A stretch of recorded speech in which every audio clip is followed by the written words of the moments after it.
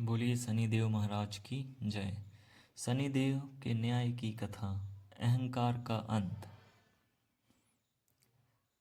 बहुत समय पहले की बात है। एक नगर में धनदत्त नाम का एक अत्यंत धनी सेठ रहता था। उसके पास अपार धन, बड़ा घर और सैकड़ों नौकर थे। लेकिन उसका स्वभाव कठोर और घमंडी था। वह गरीबों को तुच्छ समझता था और किसी की सहायता नहीं करता था। सेठ धनदत्त अक्सर कहा करता, मेरे भाग्य में केवल सुख लिखा है, कोई ग्रह मेरा कुछ नहीं बिगाड़ सकता। शनिदेव की परीक्षा। एक दिन एक वृद्ध साधु बनकर शनिदेव उसके द्वार पहुँचे और बोले, सेठ जी, कई दिनों से भूखा हूँ, थोड़ा अन्न दे दीजिए। धनदत्त ने क्रोध में कहा, मेरे घर से भीख नहीं मिलती, कहीं और जाओ। शनिदेव मौन रहकर लौट गए। कर्म का फल। कुछ ही समय बाद सेठ पर शनिदेव की दशा आरंभ हुई। उसका व्यापार घाटे में चला गया। नौकर छोड़कर भाग गए। आग लगने से गोदाम जल गया और देखते ही देखते वह कर्ज में डूब गया।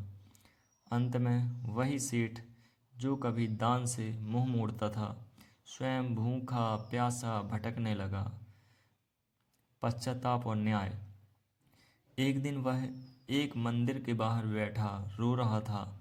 तभी वही वृद्ध साधु पुनः प्रकट हुए और बोले, सेठ जी, क्या अब समझे कि धन सदा साथ नहीं रहता। धनदत्त उनके चरणों में गिर पड़ा और रोते हुए बोला, मुझसे घोर पाप हो गया। मैंने अहंकार में गरीबों का अपमान किया, मुझे क्षमा कर दीजिए।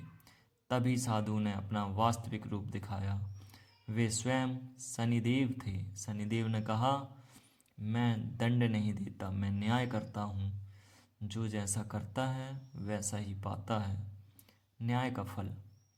सेठ को फिर से थोड़ा सा व्यापार मिला, पर इस बार वह ईमानदार और दयालु बन गया।